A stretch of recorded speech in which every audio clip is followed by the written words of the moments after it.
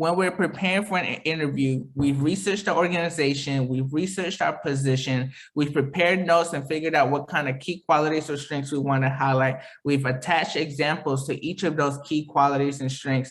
After all of this, I want you all to practice with the technology that you will be using. And so one of the things that I did not share with you is with my driving exam, I was 15 years old. I didn't end up using my dad's truck for the driving test. I actually ended up using my neighbor's car. Her name is Cecilia.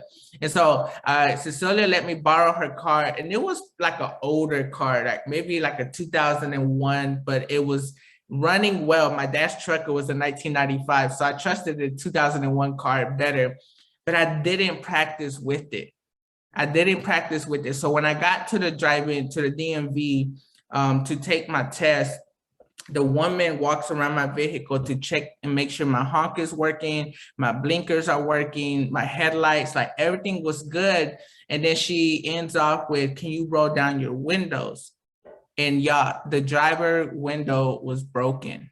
It was not rolling down. And so it wasn't a big deal, but in that moment, I started to feel like I no longer had control, and I was caught off guard because if the window isn't working, then my mind now is like, what else isn't working, right? And so I started to get nervous and panicking on the inside, that it made the exam a lot more rough than it should have been, because in my mind, I'm already thinking, what else isn't working? I should have checked everything before and I waited till the day up. And so I was just upset at myself. And again, I passed, hallelujah, I'm excited. But with you all, same thing, just to relieve the nerves and everything, just make sure that you are practicing with the technology that you will use, ensuring that your Zoom is updated and it doesn't decide to update 10 minutes before your interview starts, right? Ensuring that the computer that you're using is working well, that it's charged up, like all of these things. So make sure that as you practice